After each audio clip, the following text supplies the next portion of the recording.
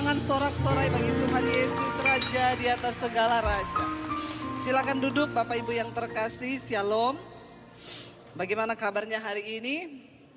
Luar biasa, kita punya Tuhan yang luar biasa, karena itu juga kita menjadi orang-orang yang luar biasa. Sekali lagi saya pengen kita semua tepuk tangan buat Tuhan yang sudah mengadakan hari ini, sehingga kita boleh beribadah di tempat ini. Saudara, mari kita buka bersama di dalam Injil Matius, ya.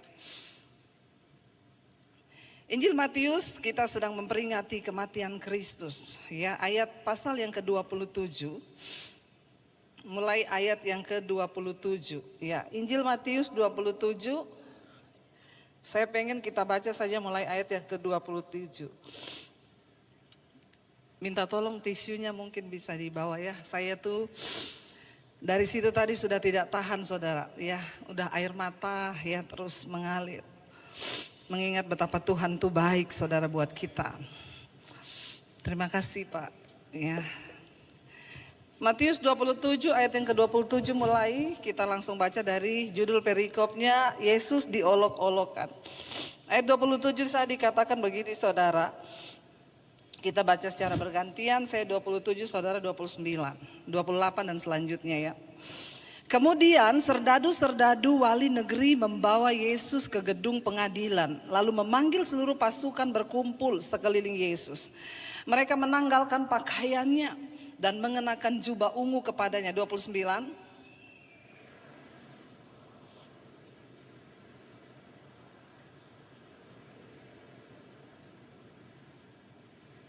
Mengolok-ngolok.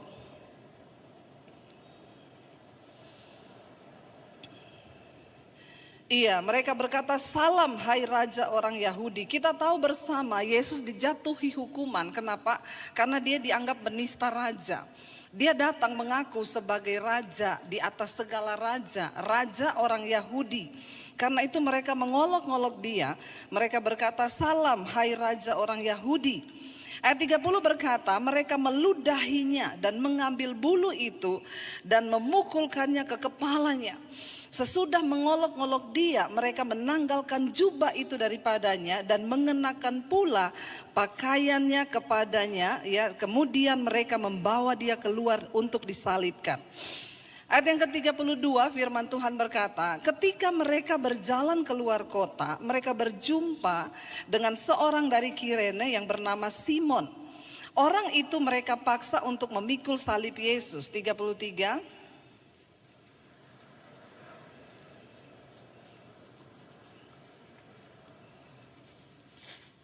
Mereka memberi dia minum anggur bercampur empedu. Setelah ia mengecapnya, ia tidak mau meminumnya. 35.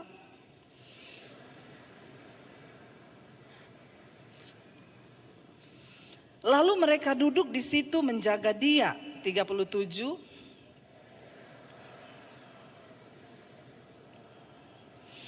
Iya, di kepalanya dipasang tulisan yang menjadi penyebab ia harus dihukum, yaitu apa? Inilah Yesus, Raja orang Yahudi. Mereka mencari alasan untuk bisa membunuh dia dengan berkata bahwa dia telah menghina raja dan mengaku bahwa dia adalah raja orang Yahudi. 38, bersama dengan dia disalibkan dua orang penyamun, seorang di sebelah kanan dan seorang di sebelah kirinya. 39.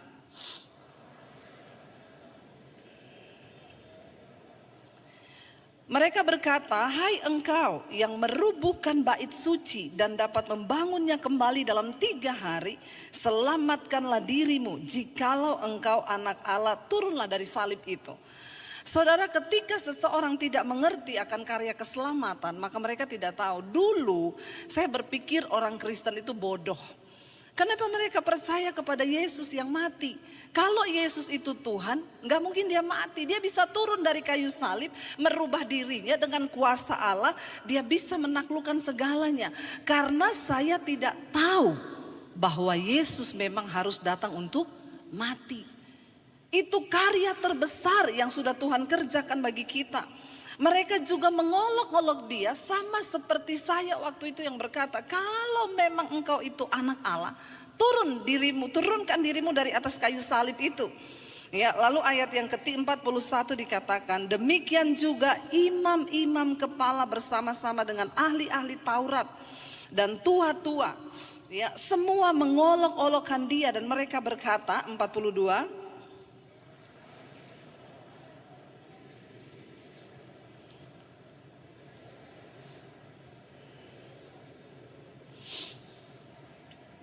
iya, mereka berkata orang lain dia bisa selamatkan, tapi dirinya sendiri dia nggak bisa selamatkan. Ayat yang ke-43, ia menaruh harapannya kepada Allah. Baiklah Allah menyelamatkan dia jikalau Allah berkenan kepadanya, karena ia telah berkata, aku adalah anak Allah. 44.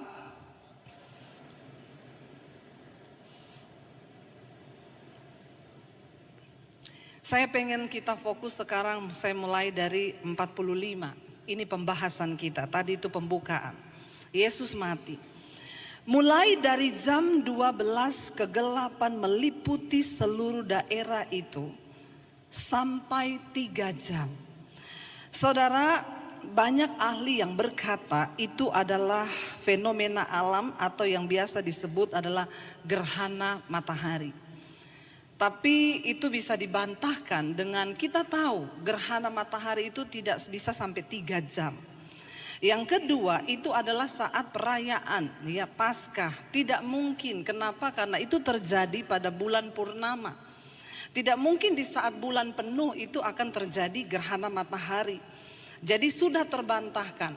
Kenapa saudara? Ya dikatakan di sana bahwa ya matahari dalam 3 jam itu benar-benar tertutup dan tidak ada cahaya sama sekali di dalam kegelapan.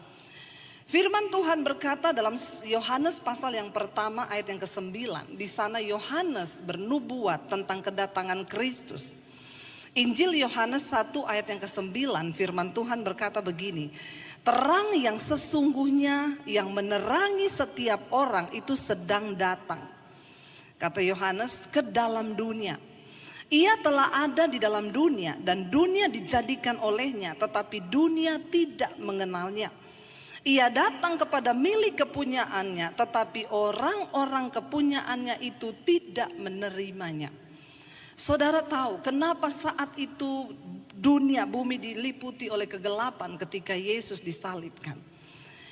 Kegelapan artinya apa? Tidak ada terang.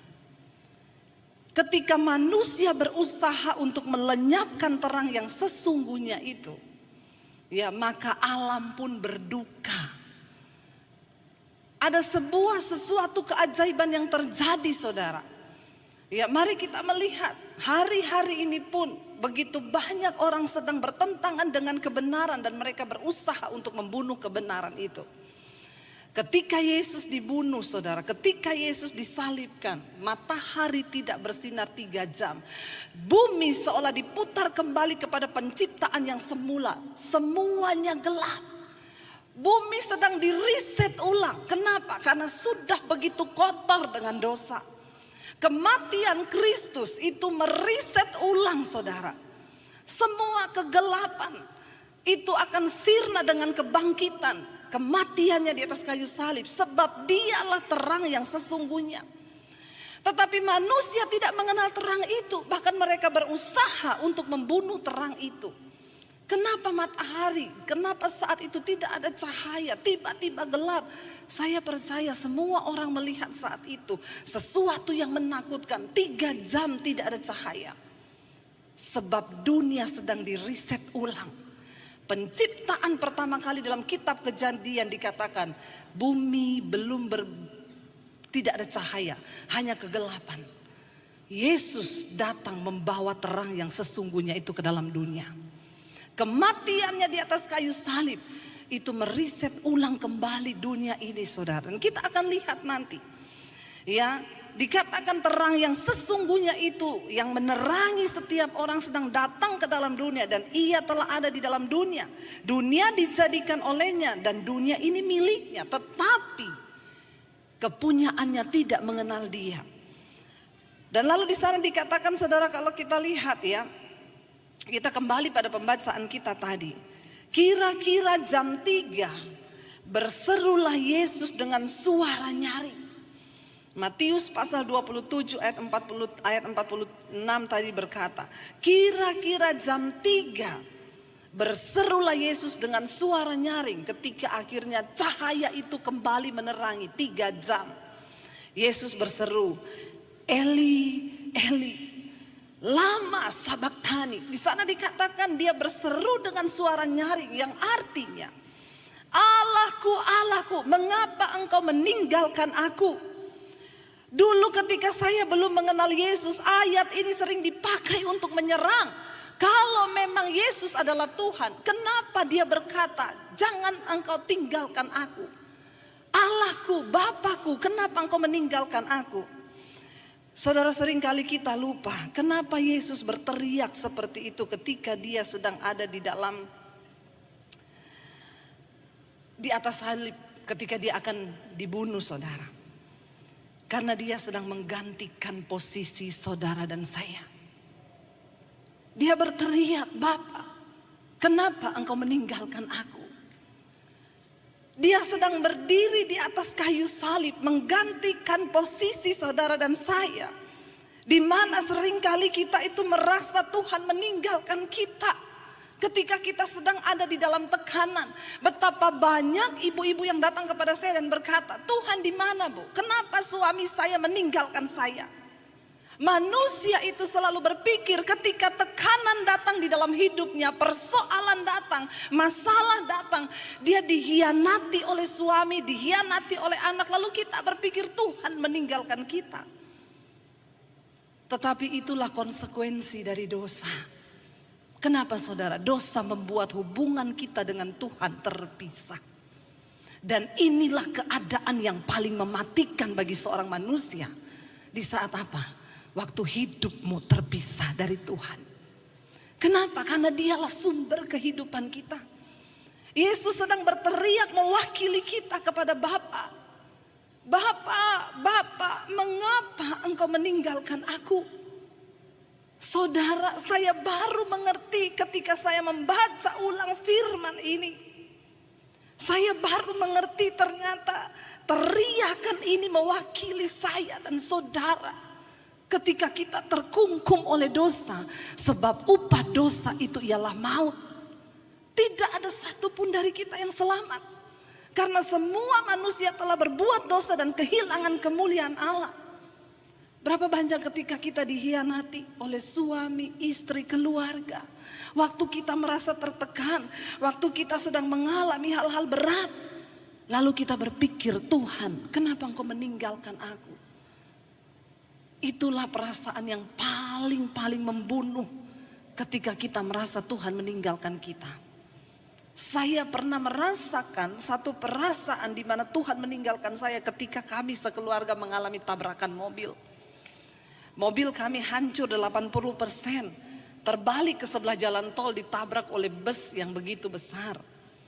Saat kami mengalami itu, saudara, puji Tuhan tidak ada satupun dari kami yang terluka. Bahkan tidak ada setetes darah pun di sana. Itu Tuhan yang luar biasa, yang melindungi setiap kita yang sungguh-sungguh dipanggil. Tetapi, oke, saya terima Tuhan melindungi kami. Banyak banget WA yang masuk kepada saya, Bu, introspeksi diri. Kenapa sebagai hamba Tuhan ibu kecelakaan? Kalau memang ibu hamba Tuhan disertai Tuhan, ibu tidak akan kecelakaan. Apalagi ibu sedang pelayanan. Saya sudah tertekan dengan keadaan itu, ditambah dengan WA yang masuk. Bukan mendoakan, tetapi melumpuhkan iman. Dan disitulah saya merasa Tuhan meninggalkan saya. Saya bilang, Tuhan, kenapa engkau meninggalkan aku? Kenapa engkau enggak bela saya? Kenapa engkau biarkan saya dipermalukan? Sekarang semua orang menghakimi saya bahwa Tuhan tidak menyertai saya. Saudara, itu adalah perasaan yang paling mematikan. Mungkin hari ini engkau sedang bertanya, Tuhan, kenapa engkau meninggalkan aku? Ekonomi keluargaku sedang terpuruk. Mungkin engkau sedang bertanya, rumah tanggaku sedang kacau balau. Kenapa engkau tinggalkan aku, Tuhan? Dengar baik-baik. teriakanmu dan teriakanku sudah diwakili Yesus di atas kayu salib. Dia berkata dengan segala penderitaan. Yesus bukan cuma Tuhan yang bisa berbicara, tapi dia juga Tuhan yang merasakan penderitaan saudara dan saya. Karena itu saudara, di dalam Yesaya 53 ayat yang keempat di sana dikatakan, kenapa saya berani berkata dia mewakili saudara dan saya. Yesaya 53 ayat 4 berkata di sana begini saudara. Tetapi sesungguhnya penyakit kitalah yang ditanggungnya. Kesengsaraan kitalah yang dipikulnya. Padahal kita mengira dia kena tulah, dipukul dan ditindas Allah. Tetapi dia tertikam oleh karena pemberontakan kita. Dia diremukkan oleh karena kejahatan kita. Ganjaran yang mendatangkan keselamatan bagi kita ditimpakan kepadanya. Dan oleh bilur-bilurnya kita menjadi sembuh. Kita sekalian sesat seperti domba. Masing-masing kita mengambil jalannya sendiri. Tetapi Tuhan telah menimpakan kepadanya kejahatan kita sekalian. Dia dianiaya, tetapi dia tidak membiarkan dirinya ditindas dan tidak membuka mulutnya. Dia membiarkan dirinya ditindas dan tidak membuka mulutnya. Seperti anak domba yang dibawa ke pembantaian. Seperti induk domba yang keluh di depan orang-orang yang menggunting bulunya. Ia tidak membuka mulutnya. Ayat yang ke-8. Sesudah penahanan dan penghukuman, ia terambil dan tentang nasibnya siapakah yang memikirkannya. Sungguh ia terputus dari negeri orang-orang yang hidup. Dan karena pemberontakan umatku, ia kena tulah. Saudara, Yesus berteriak di atas kayu salib mewakili hidup saudara dan saya. Jangan berpikir dia tidak tahu apa yang engkau alami hari ini. Kalau dia sudah menyerahkan nyawa, dia sudah bayar harga dengan daging yang dicabik oleh cambuk. Dia sudah curahkan tetes darah sampai pada penghabisan. Itu cukup membuat kita bisa berkata, aku percaya hari ini Tuhan, Engkau tidak pernah meninggalkanku. Engkau sudah buktikan kasih yang terbesar itu. Engkau mati di atas kayu salib. Karena itu saudara, saya mau bilang hari ini, jangan ada seorang pun di antara kita yang mau dituduh atau diintimidasi oleh iblis. Tuhan beserta dengan engkau. Dia merasakan penderitaan kita. Dosa adalah penyebab manusia kehilangan hubungan dengan Tuhan. Orang yang paling malang di dunia ini bukan orang miskin. Orang yang paling malang di dunia ini adalah orang yang kehilangan hubungannya dengan Tuhan. Karena itu saudara, jangan main-main lagi dengan dosa. Engkau telah ditebus dan harganya lunas dibayar. Dan selama engkau terus hidup di dalam dosa, maka engkau akan merasa jauh dari Tuhan. Jangan biarkan iblis mengambil keuntungan dari setiap hidup kita. Hari ini engkau yang masih terikat dengan kenajisan, dengan percabulan. Saya itu tadi merinding melihat setiap kita berkumpul di tempat ini. Tapi saya tahu Tuhan ini belum sorga. Apalagi kalau kita di sorga. Kita memuji dan menyembah Tuhan. Kita semua masih dalam perjalanan menuju ke sana. Jaga supaya jangan ada seorang pun di tempat ini yang tidak sampai pada tujuan akhir, yaitu keselamatan yang kekal. Yesus sudah bayar lunas di atas kayu salib. Jangan bermain-main dengan dosa. Ada banyak ibu-ibu yang datang kepada saya, Bu, kenapa Tuhan meninggalkan saya? Baru tadi malam saya ketemu dengan seorang ibu. Ketika dia dalam pergumulan, dia bilang, kenapa Tuhan engkau meninggalkan aku? Lalu Tuhan menjumpai dia dan berkata, Tuhan kasih dia penglihatan. Dia berdoa, Tuhan nungguin di sampingnya. Lalu Tuhan ngomong, kamu pikir aku meninggalkanmu? Bahkan setiap kata dari doamu itu aku dengar. Tidak ada satu pun yang tidak aku dengar. Tapi aku mau lihat perjuangan imanmu. Bagaimana engkau sungguh-sungguh mengandalkan aku di dalam setiap keadaan. Tuhan tidak pernah meninggalkan saudara dan saya. Kalau hari ini engkau sedang jatuh di dalam dosa, bangkit saudara.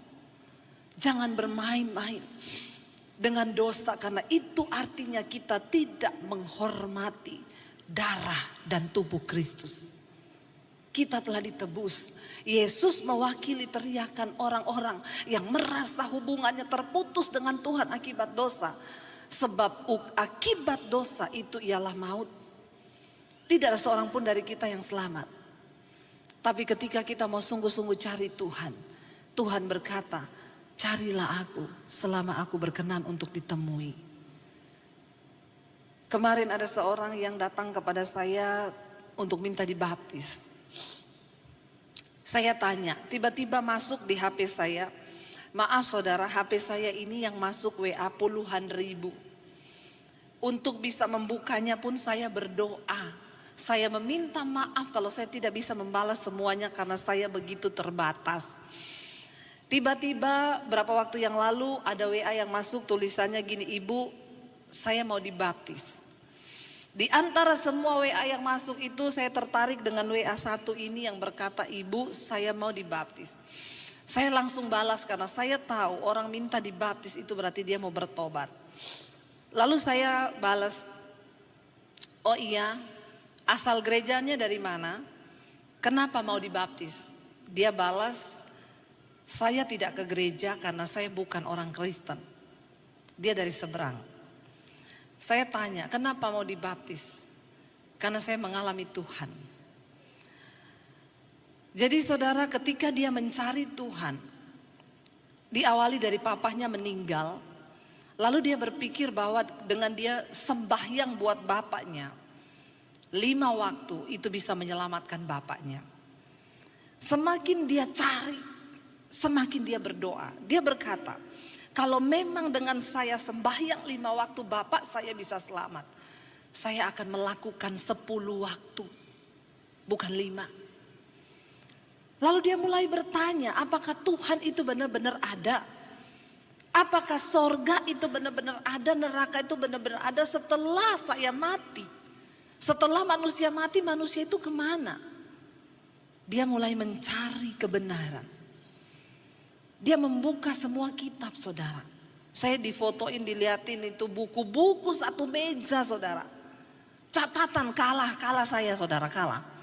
Mulai dari Alkitab semua dibuka, buku-buku penunjang semua dicari. Dia mulai mencari kebenaran. Firman Tuhan berkata, berbahagialah orang yang mencari Tuhan. Carilah Tuhan selama ia berkenan untuk ditemui. Berserulah kepadanya selama ia dekat. Dia cari saudara, dia mulai perbandingkan. Sementara dia terus sembahyang 5 waktu. Satu saat ketika dia sedang sembahyang 5 waktu, Tuhan mendatangi dia secara pribadi. Ada 2 malaikat berdiri di sampingnya. Dan ada sebuah cahaya terang yang memenuhi kamarnya dan dia tidak mampu melihat cahaya itu. Dia hanya tersungkur berlutut sampai ke tanah. Tidak bisa berkata apapun, cuma air mata yang keluar. Dia melihat kemuliaan Tuhan. Dan Tuhan meneguhkan bahwa Yesus itu adalah juru selamat baginya. Yesus yang sudah mati buat dia di atas kayu salib. Yesus yang sama yang mati bagi saudara dan saya. Lalu dia mulai mencari kebenaran. Dia mulai cari di YouTube khotbah-khotbah. Dia cari semua hamba Tuhan. Semua yang dia dengar di YouTube. Yang ada nomor HP. Dia WA semua. Saya mau dibaptis. Saya mau terima Yesus. Tapi gak ada satupun yang balas. Tapi setiap hari suara itu datang berkata, kamu harus segera baptis. Serahkan hidupmu kepadaku.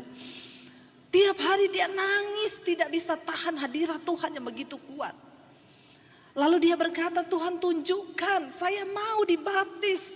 Saya menyerahkan hidup tapi gak ada satupun yang balas WA saya. Saya harus mencari kemana. Tiba-tiba dia melihat channel saya lewat di iPad-nya dia. Lalu dia klik, dia dengerin khotbah saya, ada nomor HP, dia coba hubungi. Dan hari itu juga 5 menit dia WA, saya langsung balas. Akhirnya saya minta dia kirim KTP, saya telepon saudara. Dan akhirnya kami ketemu. Dan beberapa hari yang lalu dia sudah dibaptis menerima Yesus sebagai Tuhan dan Juru Selamat. Saya hanya mau berkata bagi setiap kita gereja Tuhan, hari-hari ini lawatan Tuhan tidak terbendung. Ini adalah waktu penuaian.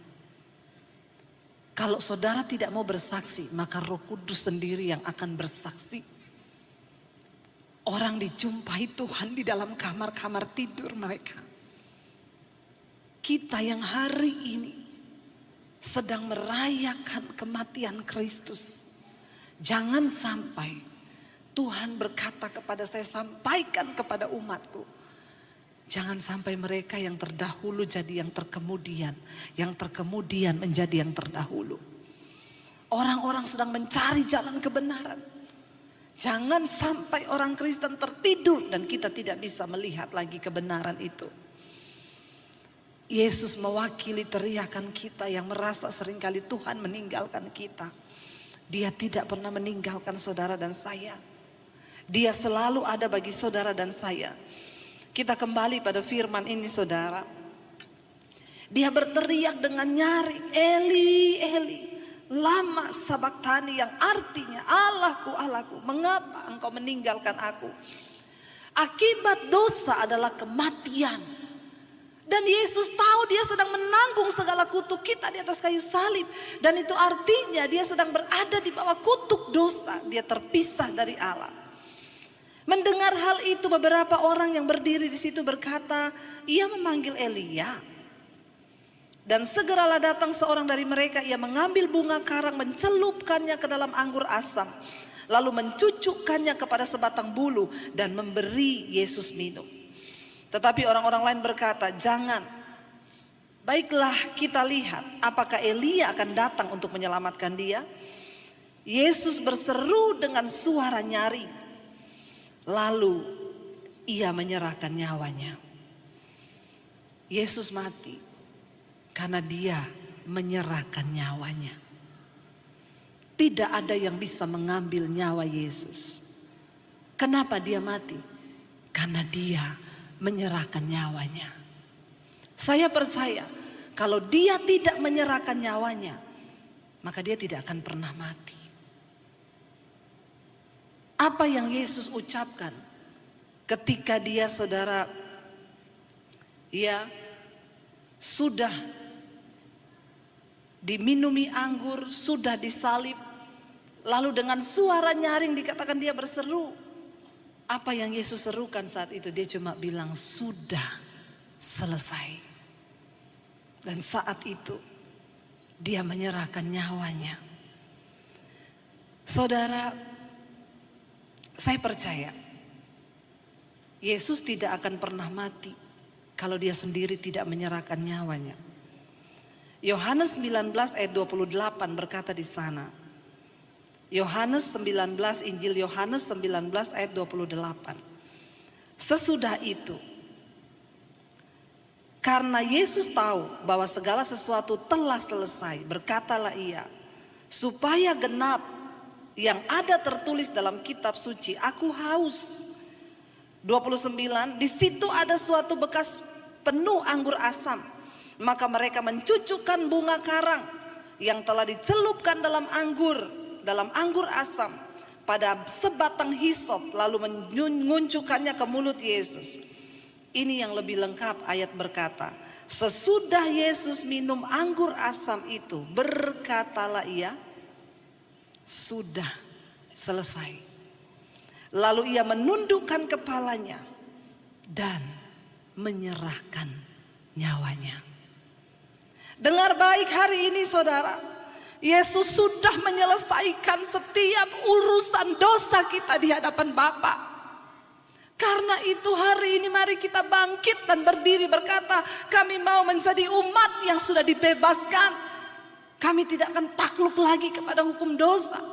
Kami mau menjadi gereja yang dimerdekakan. Sudah selesai. Jangan kalah dengan kenajisanmu.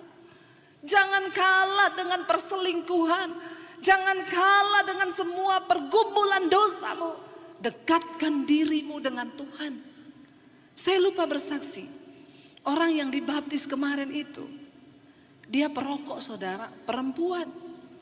Ketika dia mendengarkan khotbah saya yang berkata tubuhmu itu bait Allah, bait Roh Kudus. Dia berdoa kepada Tuhan. Dia bilang, Roh Kudus, tubuhku baitmu. Aku mau lepas dari ikatan rokok. Dan hari itu juga Tuhan melepaskan dia. Gak ada yang tepuk tangan. Saudara, gak ada yang sulit bagi Tuhan. Waktu engkau berjumpa dengan anugerahnya,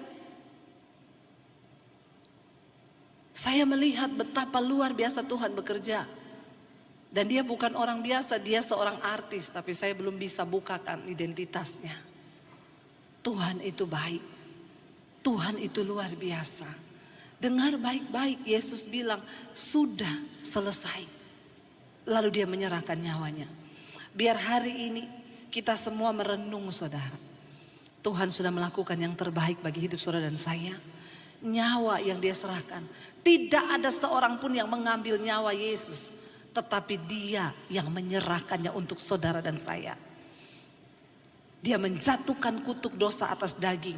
Supaya hidup saudara dan saya dipulihkan dan diubahkan Tuhan. Mari kita bangkit berdiri bersama. Karya terbesar di dalam hidup kami. Kami percaya Engkau sudah lakukan Tuhan. Kita naikkan pujian ini, karya terbesar dalam hidupku itu adalah pengorbanan. Mari renungkan saudara. Renungkan hari ini. Bagaimana Kristus memberi yang terbaik bagi saudara dan saya. Buka hatimu. Kita mau merenungkan akan pengorbanan.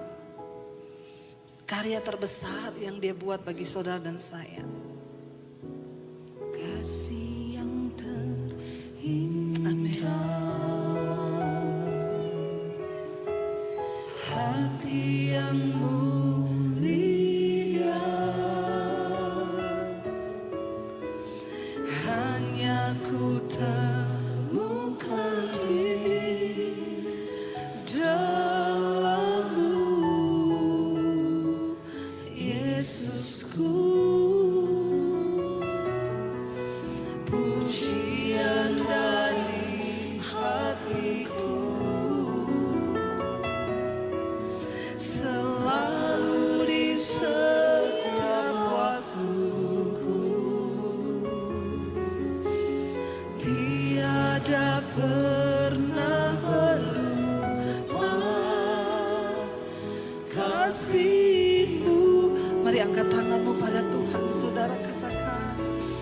Karya terbesar dalam hidupku, pengorbanan-Mu yang selamatkanku. Engkaulah harta yang tak ternilai yang ku miliki dan ku hargai. Yesus, Engkau ku kagum. Lebih lagi katakan terima kasih Tuhan. Amin. Dalam hidupku pengorbanan-Mu yang selamatkanku. Engkaulah harta yang tak ternilai yang ku miliki dan ku hargai. Yesus, Engkau ku kagum. Lebih lagi datang pada Tuhan, katakan terima kasih Tuhan. Terima kasih buat pengorbanan-Mu. Yang selamat. Engkaulah harta yang tak ternilai yang ku miliki dan ku hargai.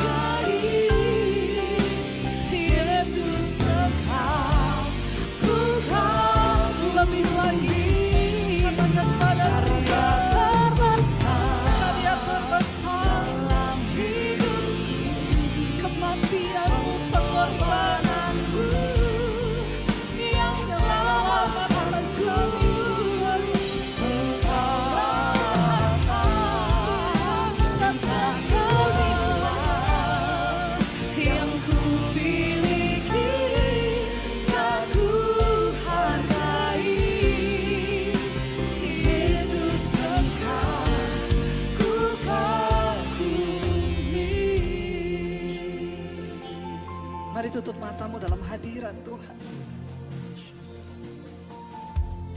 Jangan pernah merasa Tuhan meninggalkanmu.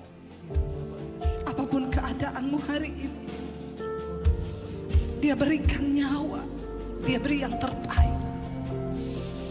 Katakan, aku tahu Tuhan, Engkau mewakili teriakan kami di atas kayu salib.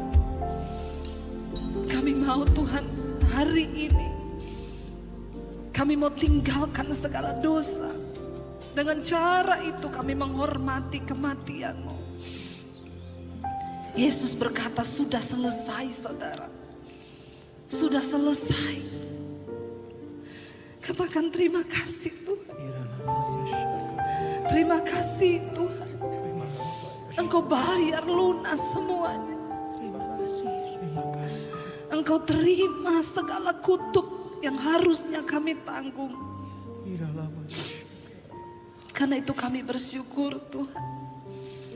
Karya terbesar dalam hidupku, pengorbananmu yang selamatkanku. Engkaulah harta yang tak bernilai yang ku miliki dan ku hargai.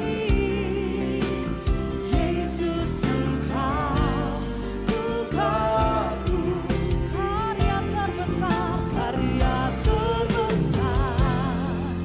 dalam hidupku, pengorbananmu yang selamatkanku. Engkaulah harta yang tak bernilai yang ku miliki dan ku hargai. Yesus, Engkau ku kagumi. Yesus, Engkau ku kagumi. Yesus, Engkau ku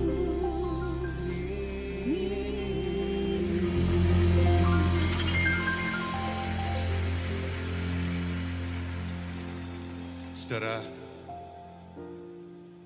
memang kita memiliki Tuhan yang sangat mengagumkan. Luar biasa sekali Tuhan. Penyertaannya, pemeliharaannya, perlindungannya sempurna. Saudara, saya sendiri mengalami dalam melayani di gereja ini, bagaimana Tuhan menyertai di luar kemampuan saya sebagai manusia. Kadang saya ingin menyerah, tidak tahu lagi jalan keluar yang harus saya ambil. Dalam situasi yang terakhir yang kita menghadapi COVID-19 ini, keadaan sangat tidak menentu. Memang sebagian dari saudara ada yang diberkati, tapi ada banyak juga yang mengalami kesulitan. Saudara, asal saudara percaya saja, saudara berserah kepada Tuhan, saudara akan mendapatkan jalan keluarnya. Nantikan jalan keluar dari Tuhan yang ajaib itu akan saudara alami. Saudara, saya bersaksi sebagai bukti Tuhan menyertai kita semua sebagai anak-anaknya. Berat sekali, tapi di titik tertentu, di saat kita mau menyerah, Tuhan tidak tinggalkan kita.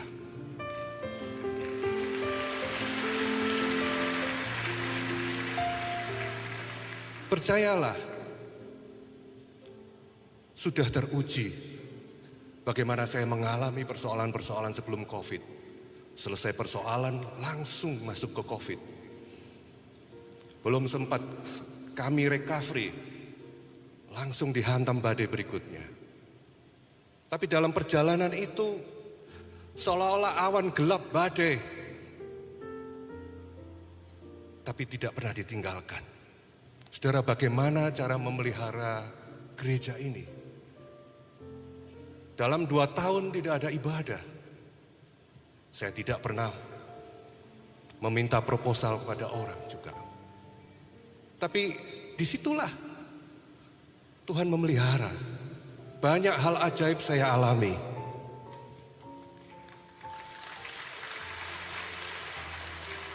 Kalau saya ditolong, saudara pasti ditolong.